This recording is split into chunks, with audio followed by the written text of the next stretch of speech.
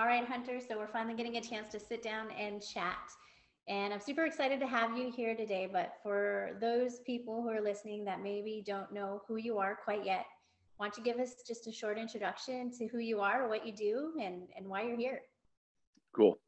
Thank you for very much, first and foremost, for having me on. It's always good to catch up and talk. But yeah, so like Susan said, my name's Hunter Schurrer. I'm a strength and conditioning specialist up at First Special Forces Group.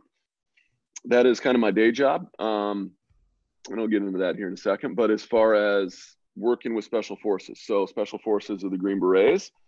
A lot of times people, they hear special forces and they kind of lock in a lot of the other special operations unit, whether that's the SEALs, whether that's Ranger, so on and so forth. But special forces is specifically the Green Berets. So we're just south of Seattle. We're up at Fort Lewis, Washington. I've been out here for, it'll be 10 years in April, which is amazing and crazy to think about at the same time. Very fortunate, in my opinion. I've got the best job in the country. Obviously, I'm going to be a little biased towards my guys in the community and everything else, but there's a reason why I've been here for 10 years. Prior to that, I was a collegiate strength and conditioning coach. I was at the University of Wyoming for almost 5 years, and then at the University of Virginia prior to that, which is where I did my master's. Both my master's and undergrad are in exercise phys. I did track in college, and that's kind of what led me into, I guess, kind of falling in love with strength and conditioning. I went to a small school, so I didn't really know that like a strength and conditioning coach was a thing. So this was a number of years ago, before there was YouTube, not to date myself, but before really coaching was a big thing. And so I didn't even know there's like strength and conditioning coaches were a job. And then was very fortunate to get into the University of Virginia and ended up becoming a grad assistant there and coaching and absolutely just falling in love with it. And that's kind of just worked my path to where I'm at now. That's a solid resume. But lately, you've been taking up some new hobbies. I've been seeing you on Instagram, on the hills, snowboarding. Yes. Yeah. So one of the best things about our job is we have a little more of a balanced lifestyle. And because I am a contractor in regards to how my position and everything is set up with the military. So I work for a company who was, contacted, and the military pays them and then they pay me. And so because of that, you've got a little different lifestyle than you do compared to a lot of college athletics. We're basically slotted for 40-hour work weeks in regards to how our contract is set up compared to, when I was at the University of Wyoming. You'd be in at, 05 in the morning with football. And then I had men's basketball as far as one of that was kind of my baby when I was there. And we'd finish up with team dinners or study hall at 9:30 at night, and you get up and you do that again. But then you got games on Saturday and travel, and so you're working 60 to 80-hour work weeks. It's the same with dietitians. A lot of dietitians who work in those collegiate and those pro settings. I have friends in both. They're working like 18-hour days. They're traveling. It's crazy. And being in the tactical space as a contractor is a completely different world on both sides. It is, yeah. It's unfortunately, I've known some people that have lost their jobs in the contracting world because contracts got dropped, but at no fault to their own. They were great coaches, and fortunately, they've landed on their feet. But at the same time, you look at the college setting, and people are in the collegiate setting. I think average jobs like 2.5 years. NFL's like a year and a half. You look at, Tennessee just fired their whole football staff. So the whole strength and conditioning staff is going to go with that. And a lot of times, whether they have a dietitian or they have their specialist that they like on their staff, they get let go with them at no fault of their own. And so there's always kind of pros and cons to whatever community or, side of the house you're in. But as far as, I guess, the purpose, and not to go off on a complete tangent, I love where I'm at, and like you said, it's allowed some other hobbies to take place. And I definitely we're fortunate here in Washington in that you can be on the water within the hour, and you can be in the mountains within the hour. And if I can get up into the mountains and snowboard a little bit, I am definitely going to do so this time of year. Yeah. And I bring it up intentionally because there's a lot of people who are interested in what we do in the tactical space, dietitians and strength coaches. Yep. And not to give out too much information, but I mean, I feel like it's about to explode here over the next few years. So I think it's important for the people listening to kind of know the differences. So I kind of bring that up intentionally. Also, I mean, I'm slightly jealous. Yes, I mean that I get. That I get. I mean, I try not to post too much, but as far as definitely, let you know or people know that, like, okay, we're out in the mountains today. It's a beautiful day. You got to rub it in just a little bit. All I'm getting is silence. Oh, are you back? Are you back now? Oh, you're back now. You're back now. It just cut out. I don't say anything that important anyways. No, it's just basically, talking about, you have to rub it in just a little bit. But yeah, it's a little bit of a humble brag that I'm fortunate enough to, be in the situation that I'm in, to work with the guys, but also be able to get up and enjoy the area as well. Yeah, every time you post it, I show it to my husband. I'm like, look where Hunter is right now. Look where he is. Yeah, I was texting with him the other day between runs, like literally in the lift lines on Monday, like shooting him back and forth. And then 10 minutes later, he's like, dude, he probably stopped texting me. And then 15, 20 minutes later, hit him up. Oh, so yeah, it's taking advantage of it. So you love the snowboarding. Now you were also, did you mention that you were also like a competitive lifter? Oh yeah, I was. It was something I didn't get into until I got out here.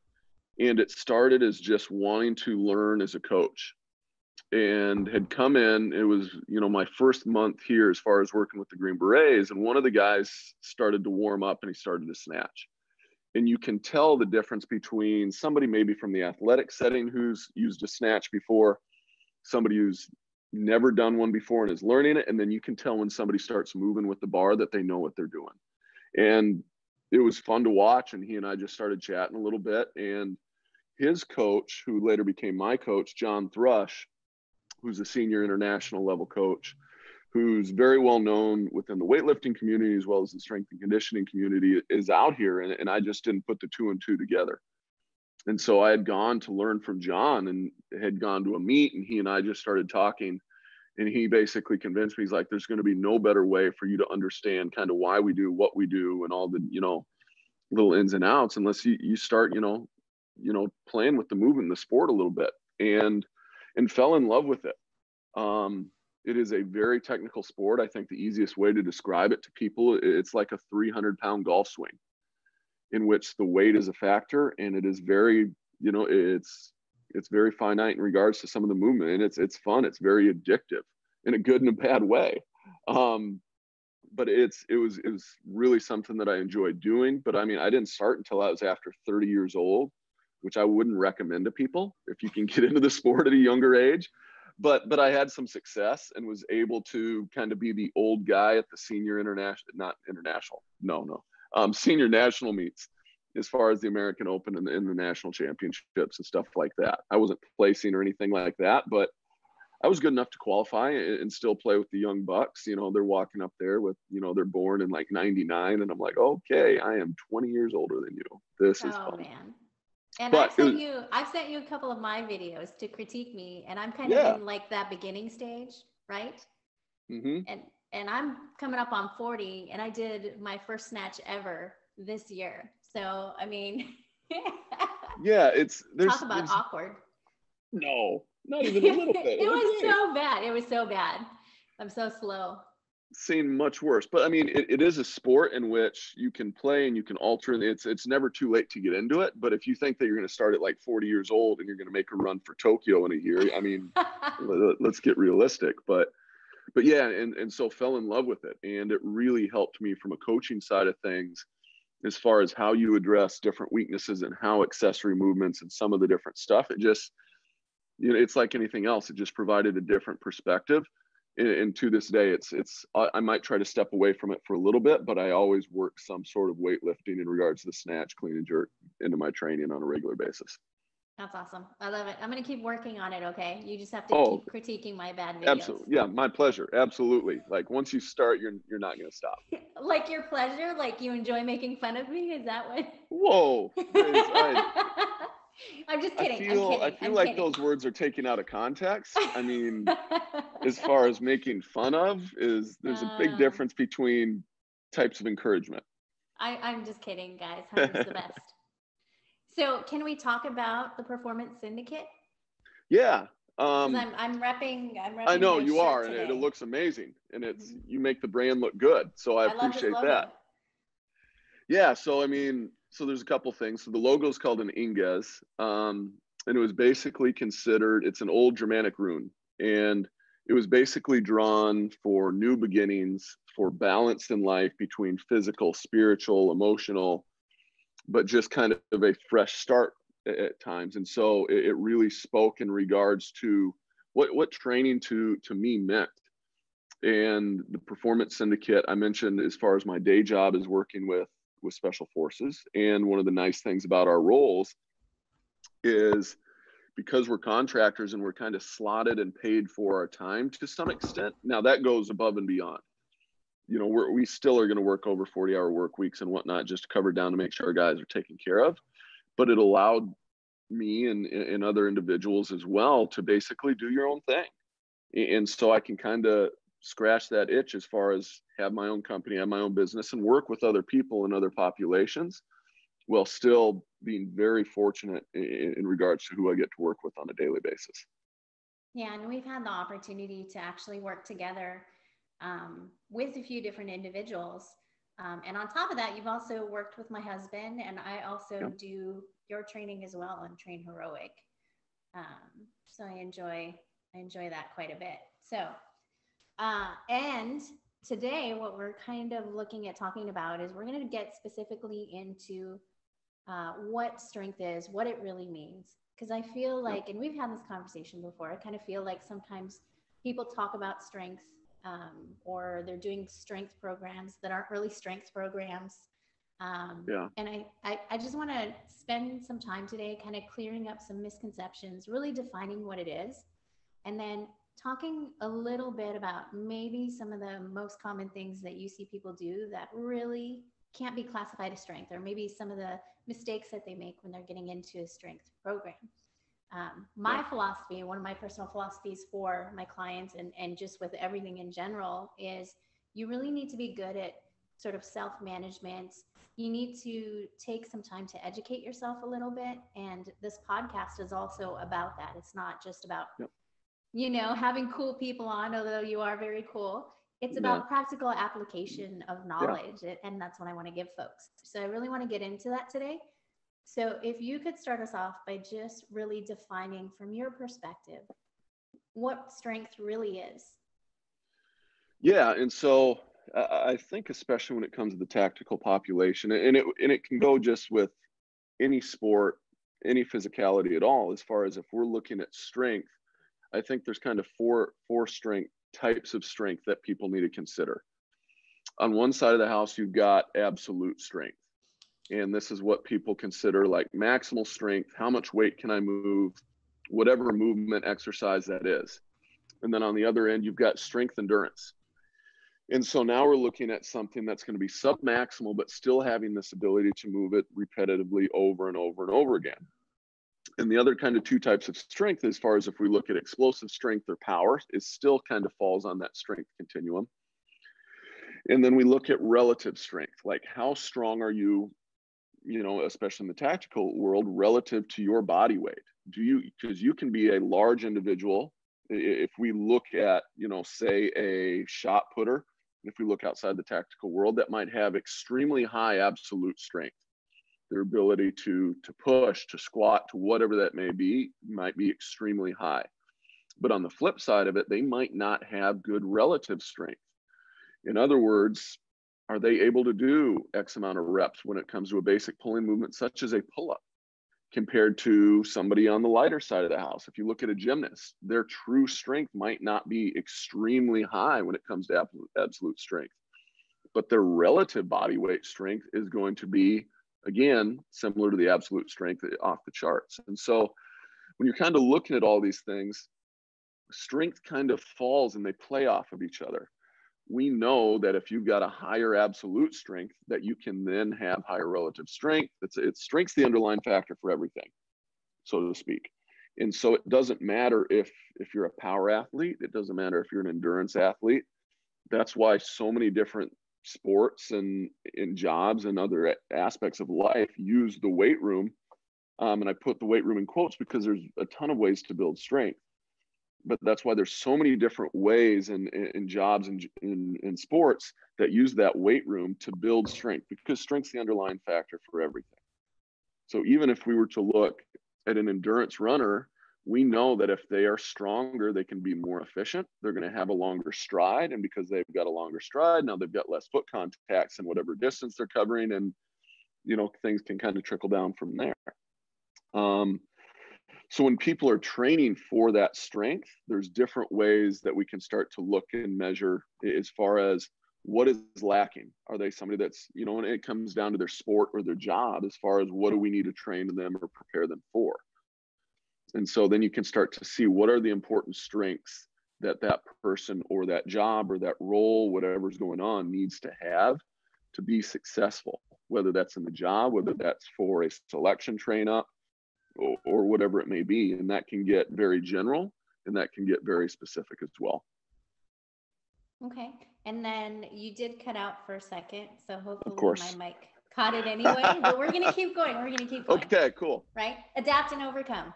Yeah. So if you didn't cover it already, kind of talk about, when it comes to working in the tactical space, whether it be as a special operations person or just conventional forces. Of those 4 kind of strength categories, yep. Like, how do I know as a tactical athlete where I'm supposed to kind of focus my effort? Yeah. And so if we look at kind of traditional Army training, and then you look at kind of what's coming down the track with the new ACFT and how those are going to be measured and how those are different. So if you look at traditional Army, like the APFT, we're looking at muscular endurance from both a push-up, a sit-up, and then an endurance aspect in regards to our conditioning. And so one of the biggest areas that we saw that was lacking when myself and other coaches had gotten to first group was on the absolute strength side of the house and on the anaerobic side of conditioning. And why that is so important is basically if you are a stronger individual, like we talked about, you can be just more efficient at what you do. And the people that don't train that absolute strength will not have the same potential to then be able to create that same force. And then that can displace down into, so basically, so let's say somebody squats 400 pounds, and we'll use the squat and it could be any exercise. Just because somebody could say do 500 air squats does not mean that they could have the physical capability to perform that maximal force in regards to the squat.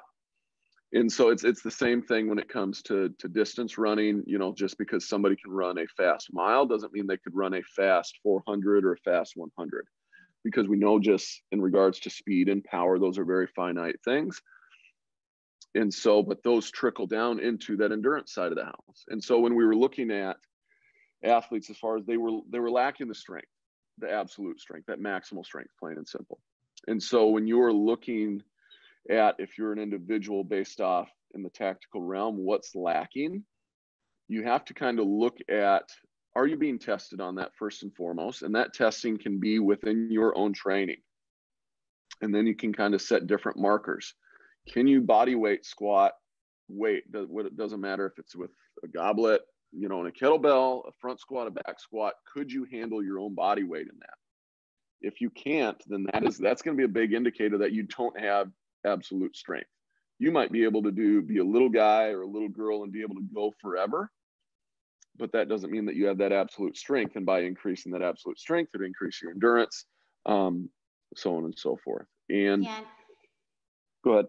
And I think, I don't mean to cut you off, but no, I think, you're not at all. As the ACFT rolls in, I know one of the things that we're seeing a lot is, these individuals who are maxing out the APFT or who were maxing out the APFT, they get to the ACFT and it's a rude awakening for them. You have guys who were doing, max push-ups on the APFT and then some, who are, you know, struggling with the deadlift. You know, they run 12-minute 2 miles, but you know, they can't really do the standing power throw or the sprint drag carry. They're just sucking wind through the entire event. Yeah. And so, I mean, I think the ACFT is going to do a significantly better job. That rollout date, as far as when it's going to actually happen, continues to get pushed back for a number of reasons. I mean, we could do a whole separate podcast on that, but yeah, it's a better measurement in regards to holistically looking at what's going on. And even the numbers are not crazy high. So if you're looking at the deadlift as far as being maxed out at 340 on a trap bar, that is not by any means anything that should be considered out of reach for most people. But you've got people that are unable to do the minimums. And if you look at why that matters, is if you're in a position in which you need to pick somebody up and literally carry them out or whatever it may be, and you physically can't do that, that's an issue. And so when you start looking at some of those tests, it's going to bring a lot of things to light. But what they're seeing is it is bringing things to light, and people are, like you're saying, really struggling with that. And it should be, in my opinion, kind of a warning sign that, and again, this is my own personal opinion, but the Army and the military should not be a social experiment. And it doesn't matter if you're male or female or whatever it is, like, you need to have a certain standard as far as be able to perform a specific task based off your MOS or your job or whatever it is. And the standards are not high to be able to do that. And unfortunately, it's bringing things to light, and it needs to be addressed. The issue that, you know, we've seen in the past is you can do the APFT without any equipment. The ACFT does require equipment, and that's one of the, you know, kind of hiccups with that, is it's a little more complex in regards to its setup and how it's going to be administered. But it's going to bring to light that there's a lot of glaring weaknesses in regards to the overall well-roundedness as far as the physical ability of some soldiers. Yeah, I totally agree with that. And you're right. We could probably talk for hours about everything that kind of goes along with that. But let's kind of get into where strength training maybe fits in somebody's programming. So there's really two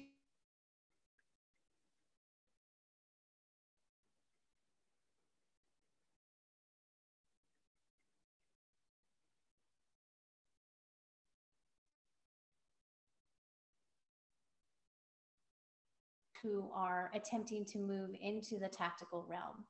So we have these kind of recruits that are looking to get into the tactical space, a lot of times looking to get into the special operations community.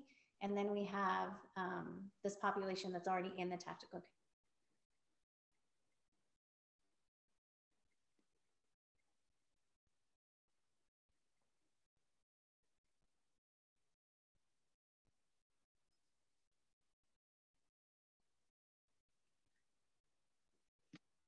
The gate. Oh, no sound I just again.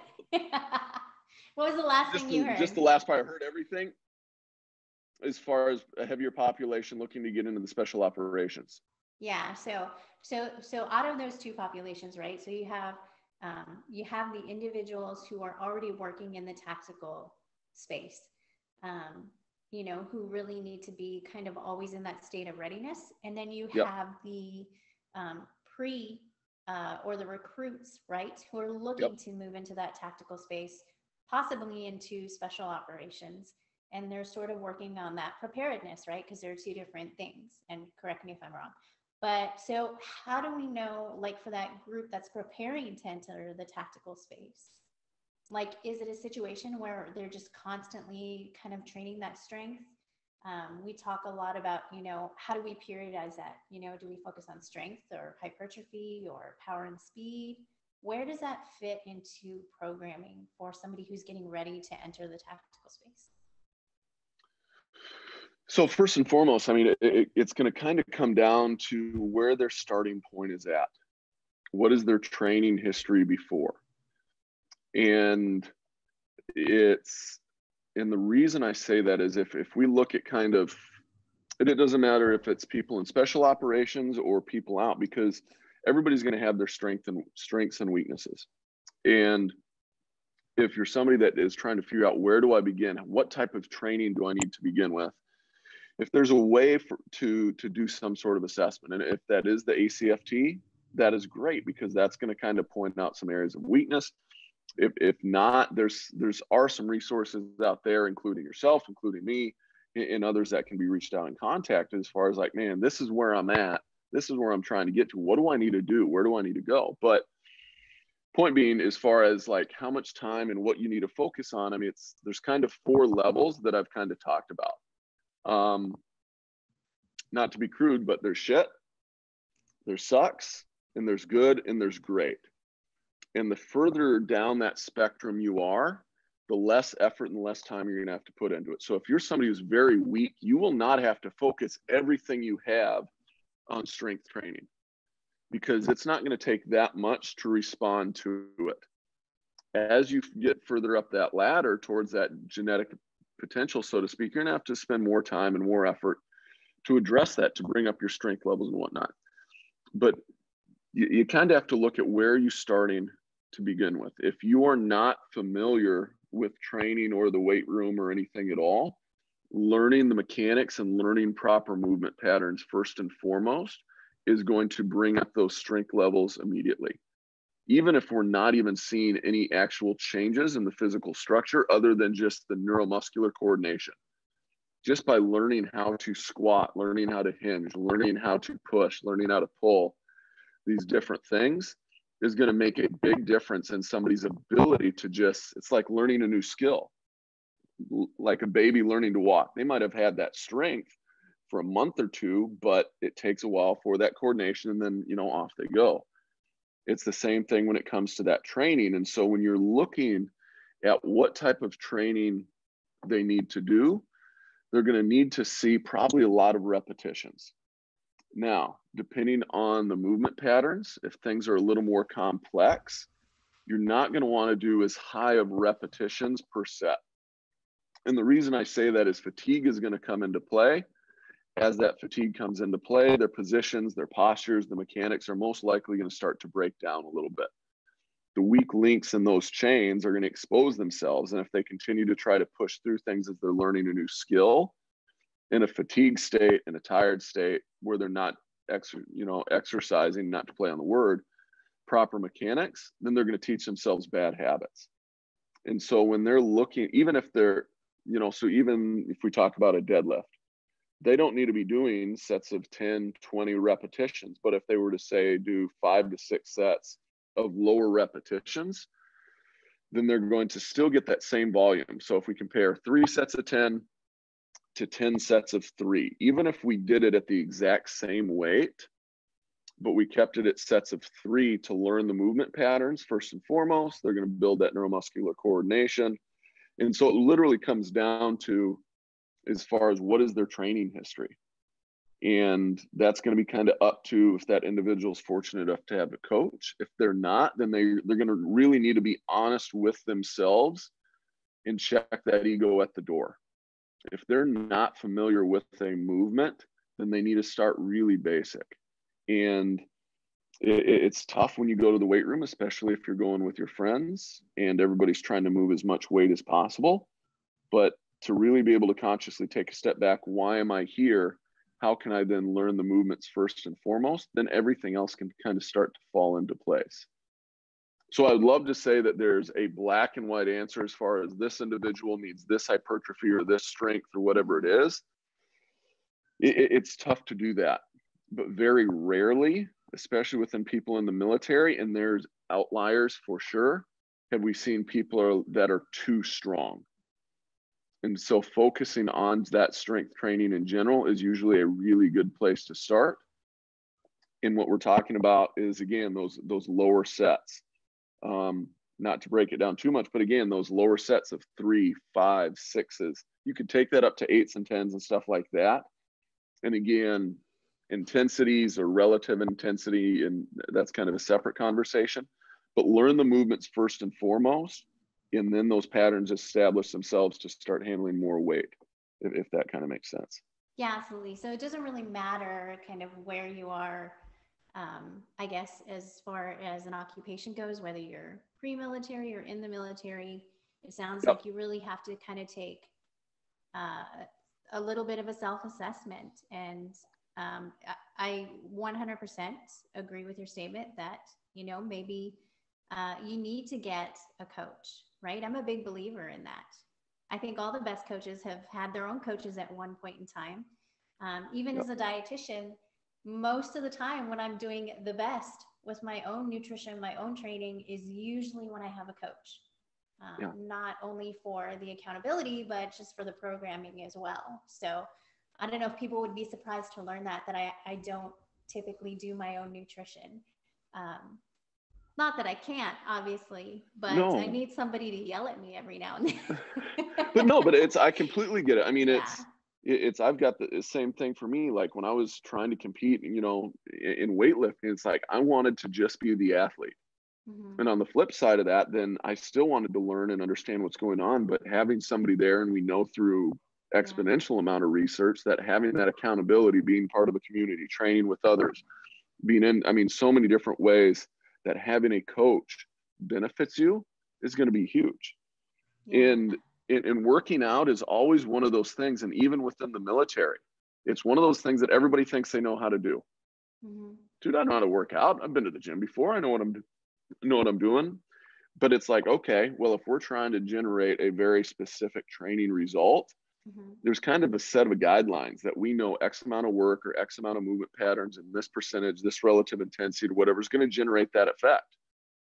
And if somebody's job, or in the situation that we're fortunate enough to work with, their life becomes part of their job in regards to their ability to function and serve others, you need to make sure that your training is worth your while, or else you can be spinning your wheels. And that's where you'll go to the gym and you'll see that guy or that girl that's been there every day for the last 2 years, and they're doing the same thing that they were. Yeah.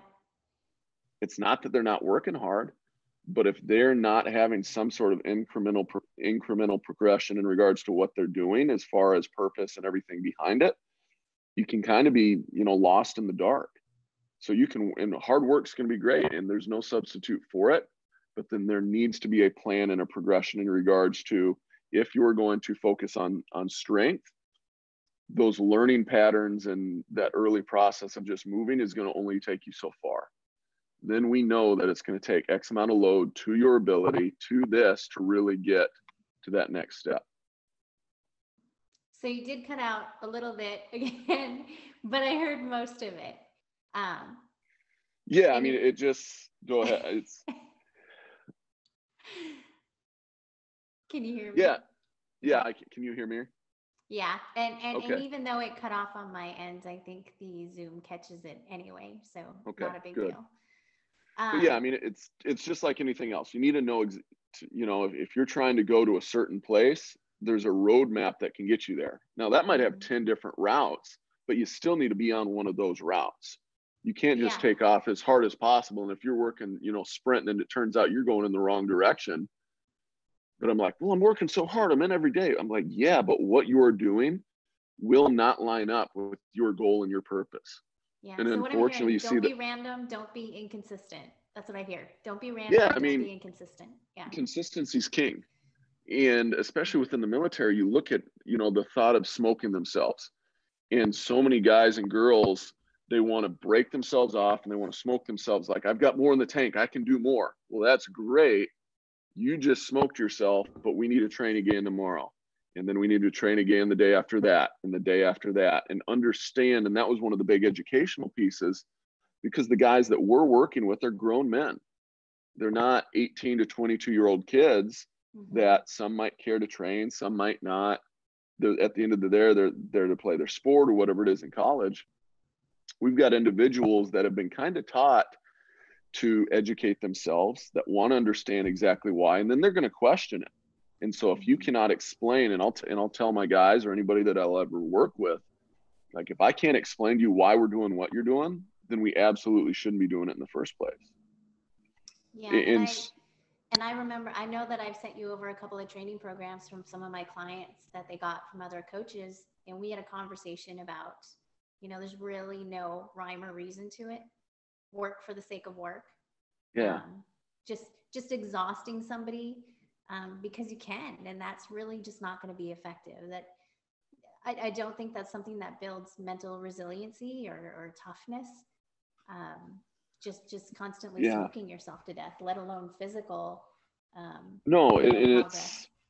And it's something unfortunate that you see a lot of the times. Sometimes they're cookie cutter programs or whatever it is, but a way to make up for, I guess, lack of good programming is we're going to give you a lot of volume. And if you survive it, you're going to be okay.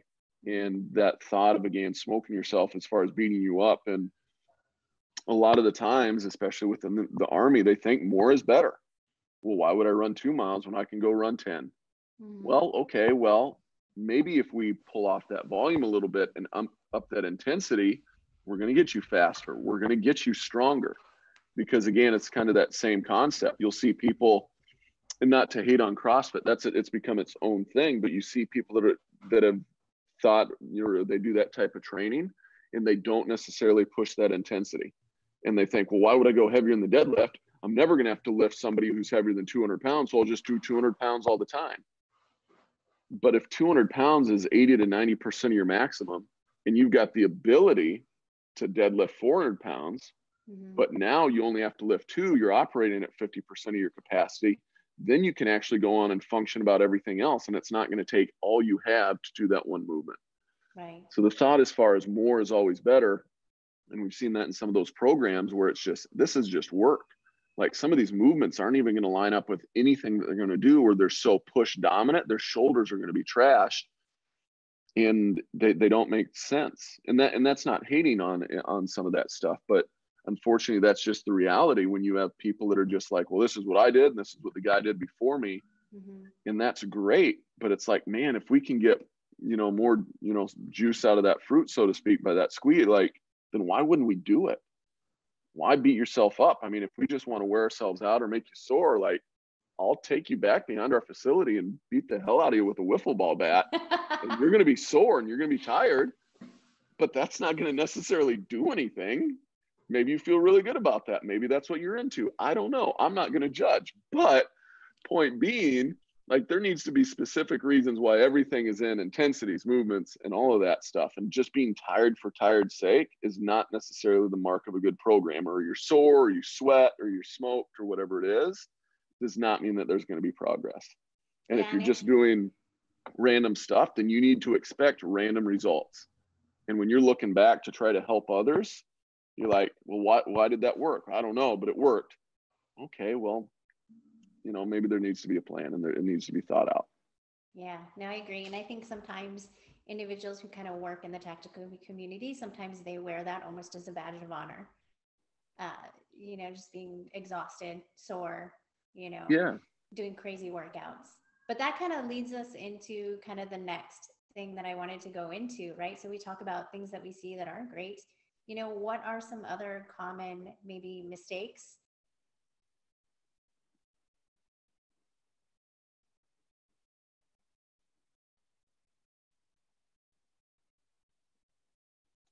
Just lost you again for a second.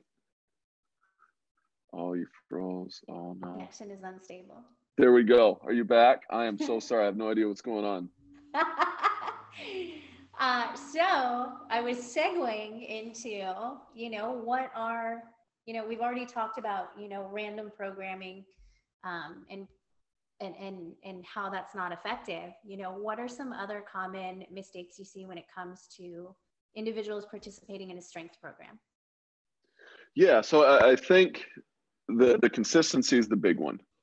You have people that go so hard in the paint, so to speak, that they're training once to twice a week, or where they're getting their information of as far as the old muscle mags and stuff like that. It's like, well, this, I'm going to do my chest today and arms tomorrow and legs that day and back. Okay, but understanding that. Hunter.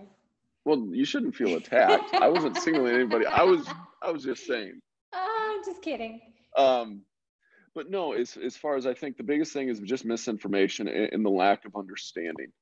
And we've kind of talked about the work and more is better, and people feeling like that if they don't do enough work or they're not tired, that they're not going to respond to training. That's simply not true. As far as more is not necessarily better, that less, and if it's much more directed, is going to be significantly better, especially if you look at the community in regards to different tactical populations that have very physical jobs. Like when I had men's basketball, I knew everything that they would be doing from practice to lifting to all of that. We've got guys that's like, okay, they're going to come in and train with us in the morning, but then they could be on a range all day. They could be going out and doing this. You have to look at the stressors and so many other things. And so that more is always better that we touched on, it's a big thing. Mm-hmm. And so that's kind of first and foremost, as far as if people most likely will pull back more and actually increase their intensity, they're probably going to see some really good results with that. And when you kind of look at like the spectrum in regards to what's heavy, what's not, what's fast, people have a tendency to kind of live like right in this middle section, to where if you're not pushing yourself hard enough, and that's not doing more work, but really challenging yourself, you're not going to elicit change. And on the flip side of that, if you're pushing if you're not down at the far end and doing things that you can recover from, all it's going to do is make you tired. And unfortunately, people within the military have a history. They live in this middle world. It's just enough to feel tired. That's why, like, I've been running 2 miles every single day. Awesome, man. How fast is your 2 mile time? Hasn't changed. And they're just wearing themselves out. Mm-hmm. They're not doing enough to elicit change. And so when you really look at what's going on, if people pulled back the volume of work that they did and went a little bit harder, so to speak, they're going to get stronger, they're going to get faster, and they're going to probably recover and whatnot better, because volume at the end of the day, overall work that you do is going to elicit so much of that soreness. And that's what's going to probably beat you up more than anything. Yeah, absolutely. And I think when we're talking about tactical athletes, I think the ability to stay durable in your career is super important. So if you're just throwing a shit ton of volume onto your body for 10, 12, 15, 20 years, I mean, what kind of quality of life are you really going to have once you leave that space? And how is it going to affect your ability to even stay in your chosen field if you don't take care of your body? We see that a lot too. Absolutely. And I think the durability is probably the best marker. And it's something that we're fortunate enough where we're at Group. We've got a data scientist, a sports scientist, and we're looking at like, what does success look like within this population? Mm-hmm. Obviously, when you're in the sports world, you can look at wins, at losses, at true performances and all of that. But when you're looking at people over long careers and people that are in war, like, what does success look like? How do we know if we're doing it? And I think durability is the way to go. And there is going to be times and a time and place as far as when people need to be able to build up and handle an enormous amount of work.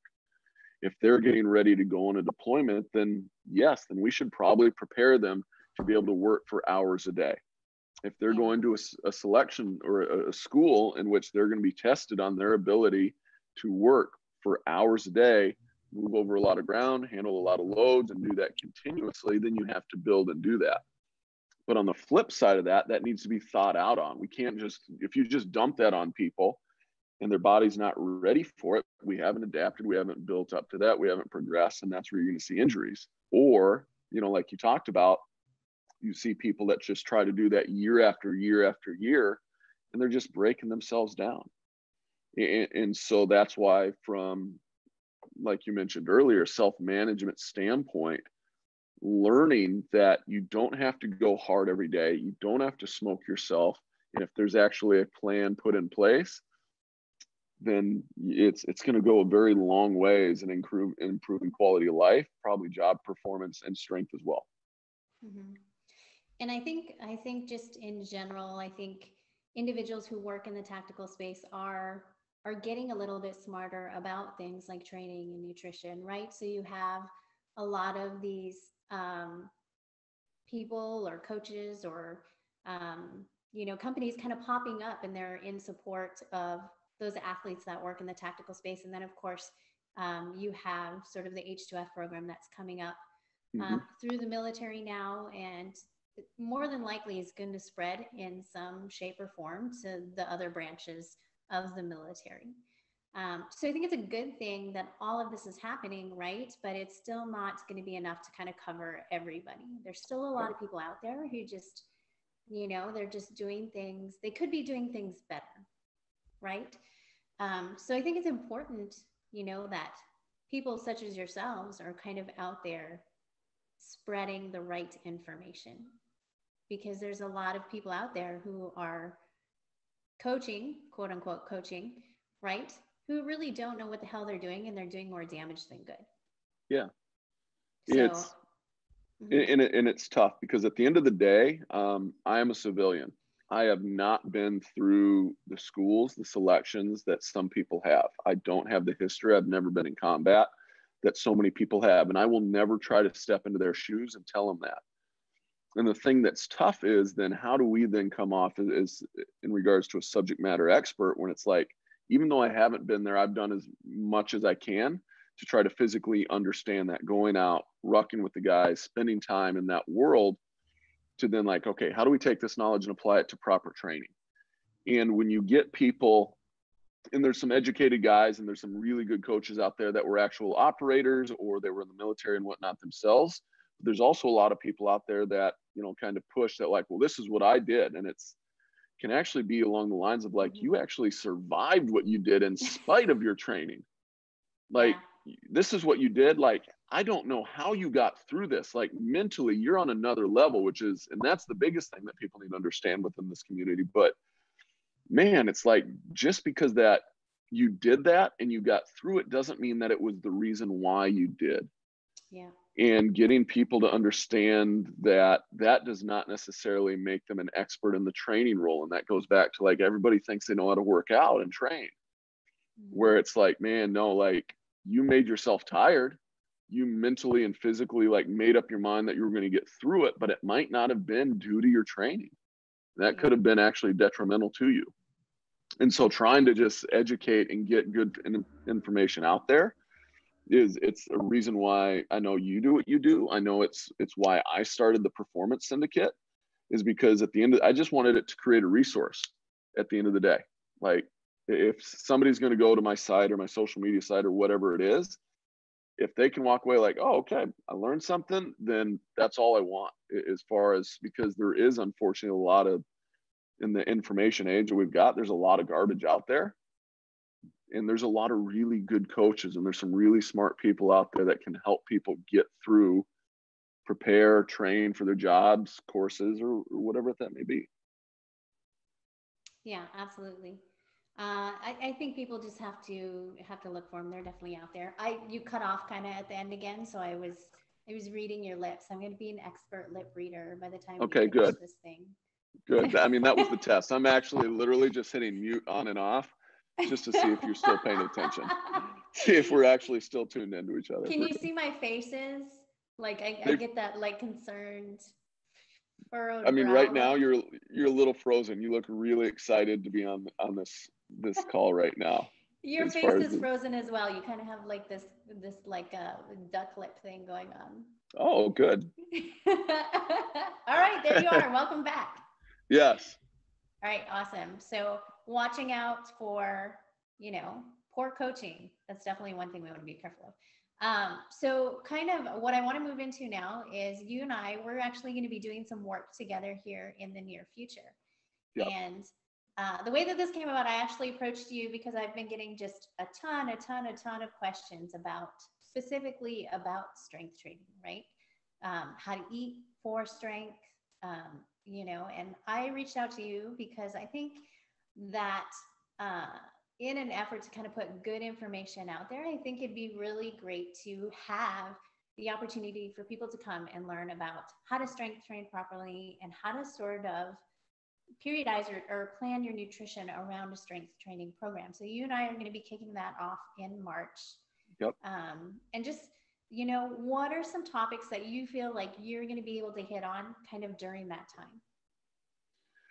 So we talked about the different types of strength, as far as the muscular endurance, as far as the strength endurance, the absolute strength, and the relative strength. from there, we'll kind of get into how can people kind of recognize what they're going to be lacking, as far as kind of just some basic tests and things to consider for themselves. And then how do they then go about building kind of their weakness? Because if we're looking at what's going on, what we want to do is we kind of want to bring up our limiting factor.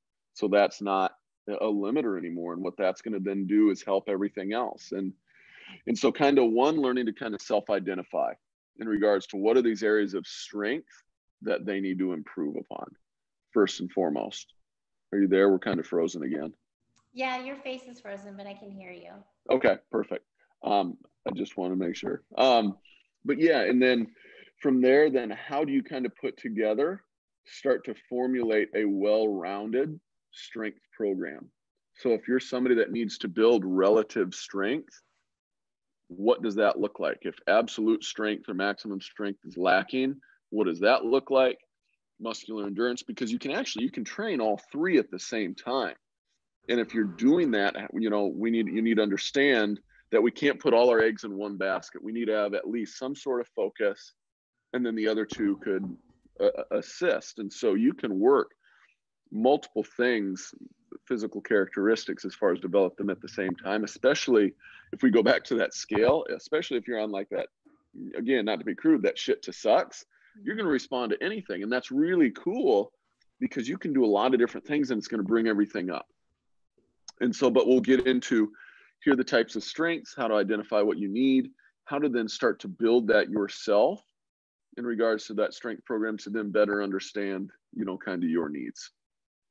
Yeah, I think that's good. And I love the scale that you use. And really what it is just the more potential you have, the more change you should expect to see, for sure. Yeah. Yeah, I got a lot of newbie gains this year myself. So.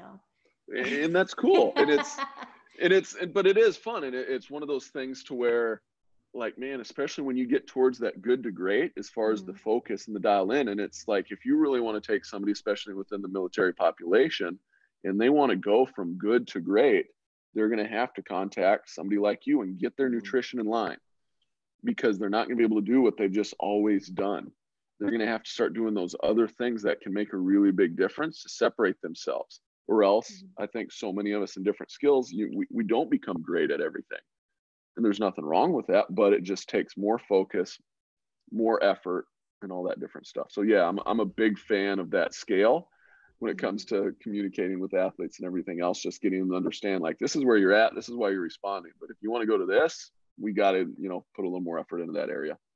Yeah, absolutely. And we're not going to get into the nutrition today, because that could be a whole nother hour-long discussion. Yeah. But that will definitely be part of, what we're going to be doing. So for anybody who's interested in doing that, I'm definitely going to make sure that the links are in the show notes. And then, of course, you can go to my Instagram to kind of look that up, check out the links, and register if you want to. And then, Hunter, I'm sure you'll have some way to push that out too. But absolutely. But that'll be coming later on in March, I think we said. So as that day gets closer, we'll kind of start talking about that a little bit more. Yep. No, it's something I'm really looking forward to. So it'll be great. Yeah, I think it's going to be a lot of fun. So I did a nutrition course beginning of this year, and it was phenomenal. Had a really great response from it, and I think my personal philosophy is, right, really, like, when we're looking at your nutrition, you should have a training program. I require all the athletes that I work with to be on a training program or working with a coach, one or the other. Yep. Don't come to me, be like, you want to be better.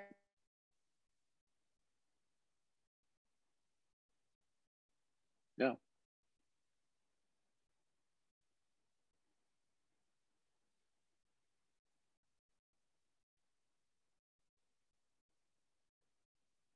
For this episode.